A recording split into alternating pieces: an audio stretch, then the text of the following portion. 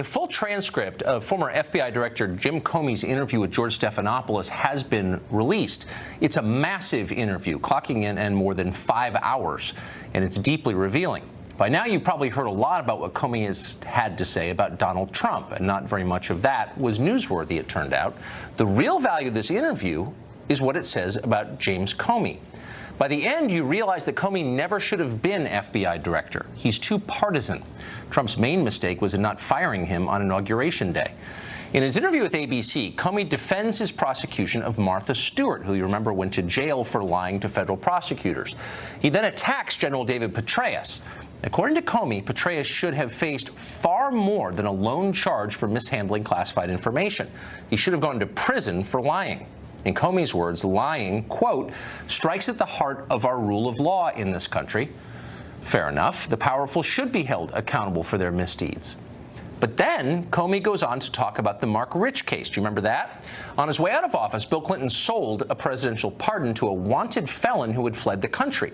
Comey is unambiguous about that case. Quote, I've never heard of another case where a fugitive from justice was pardoned. So Stephanopoulos then asks the obvious question. Quote, did you draw any conclusions about the Clintons, about Hillary Clinton from those experiences?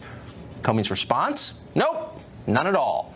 Selling a presidential pardon to a fugitive says nothing whatsoever about the Clintons or their character. And by the way, Comey goes on to say, that Hillary Clinton is awfully smart and hardworking. Loretta Lynch gets the same soft treatment. Comey concedes that as Attorney General, Lynch did in fact pressure him to describe the Hillary email investigation as a, quote, matter, rather than what it actually was, a criminal investigation. Did Comey spot this obvious effort to politicize justice? Nope, not even close. His first concern when she told him to refer to the Clinton email controversy as a matter rather than an investigation. Did you think she was doing that to protect Hillary Clinton? I didn't know. It worried me. It gave me an uncomfortable feeling because the Clinton campaign had been trying to come up with other words to describe it. You know, I don't know, says Jim Comey. Comey doesn't know if Lynch was trying to protect Hillary Clinton. He doesn't want to draw any conclusions from that. He has no idea if the Attorney General was behaving politically when she told him to parrot the Clinton campaign's talking points. Comey goes on to say Loretta Lynch is a very smart and good person whom he respects very much. We remember that in the middle of all of this saga, President Obama publicly and repeatedly dismissed the entire Hillary Clinton email investigation as a nothing burger. Of course Hillary did nothing wrong, Obama said. Well, Comey concedes that Obama is a very smart lawyer, and he should have known better than to weigh in on an active investigation as president. The president shouldn't do that. Quote, do you think Obama was trying to color the case? Stephanopoulos asked. Once again, Comey replies, quote, I don't know. I don't think so. Well, there's a theme here. Again and again, partisan Democrats get every benefit of every doubt from Jim Comey. He can't rush to conclusions. That is, until he sees the white circles under Donald Trump's eyes. Then he's happy to speculate. Comey says repeatedly that lying is what bothers him most. He's devoted his life to fighting against dishonesty. That's why he wrote the book, he says. But Comey also says that former Director of National Intelligence James Clapper is the public servant he admires most.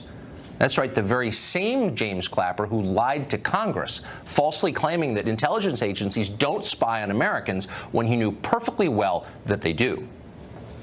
Does the NSA collect any type of data at all on millions or hundreds of millions of Americans? No, sir.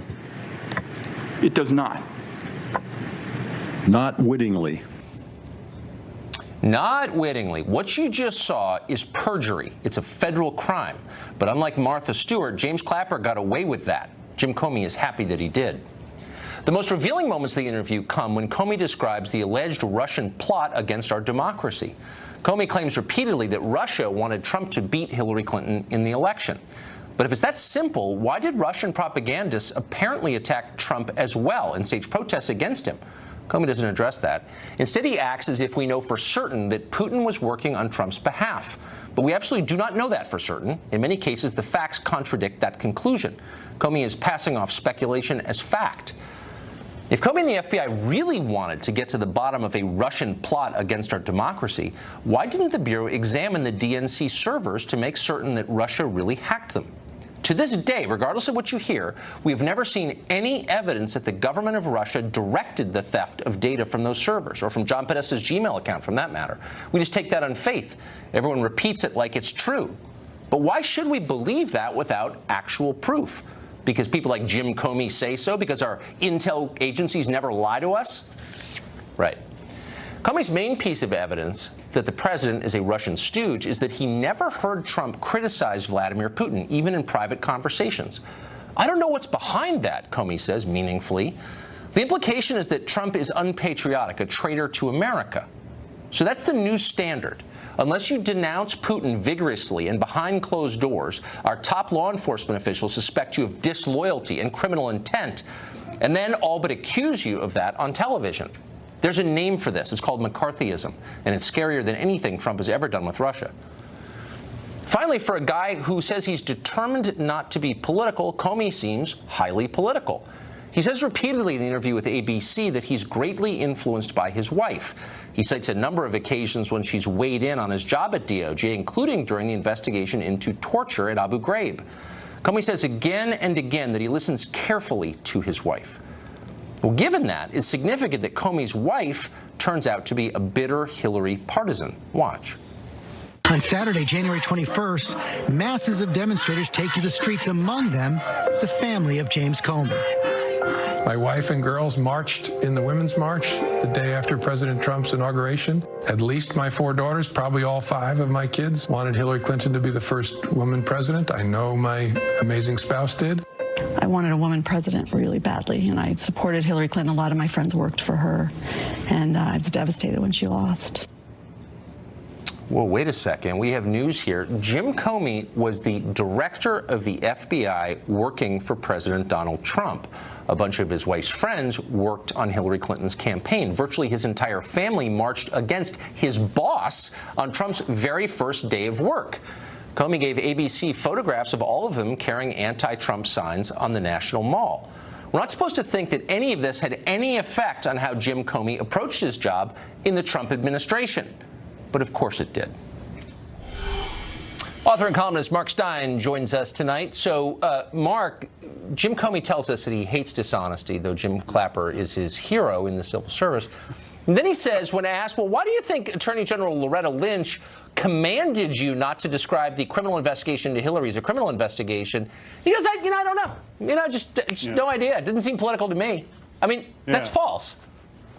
Yeah, it is false. The circumstantial evidence that's staring you in the face when it comes to Democrat behavior, he professes to be blank about, but he'll happily, deliriously speculate on what Trump may have been doing with a bunch of prostitutes in Moscow. This is, basically fans of James Comey want it both ways, Tucker.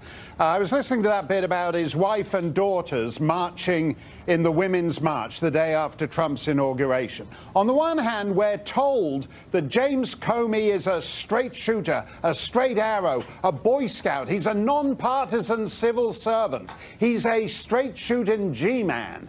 And on the other hand, his entire family is marching in this Women's March. I believe something like 4 million people marched across America. So out of the female population of the United States, that's about 2.5%. So it's not just that Mrs. Comey is a Hillary voter. It's that she's in the hardest hardcore of Hillary partisans. His number 2 at the FBI, Andrew McCabe, his wife is a Democrat candidate in Virginia. Again, it's not that, these are just people who pick candidate A or candidate B. They're in the hardest hardcore of partisans. And Comey and McCabe's tenure at the FBI was marked by a bizarre, grotesque partisanship that is far closer to obstruction of justice. If you look at the way Lynch behaved, McCabe behaved, Comey behaved, Strzok behaved, Page behaved, is far closer to real obstruction of justice than Trump is supposedly being investigated for. So if you were starting a new job and your wife said to you, look, I really don't like your boss, and you might say, I don't really like him either, or whatever. No, I really don't like him. I want to go march with a sign denouncing him on the National Mall on his first day of work.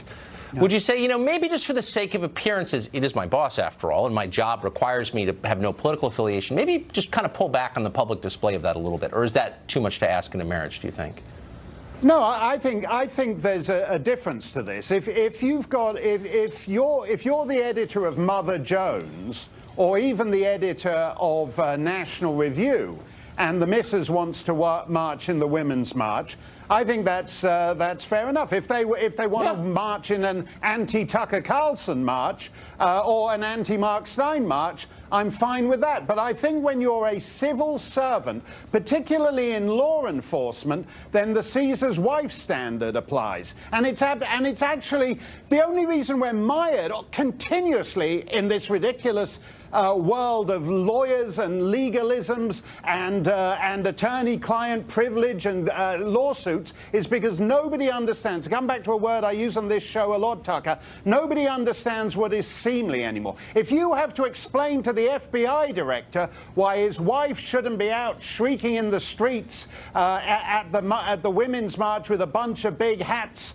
denouncing the president, if you have to explain to the FBI director why that's wrong, that guy shouldn't be FBI director. Well, I think that, and I just want to be clear, I'm not attacking, and I don't think you are either, Comey's wife or her right to express her political views. That's great. I just don't think you can, with a straight face, say, I'm a totally nonpartisan FBI director when your whole family is marching against your boss on his first day of work. I mean, I just don't believe it.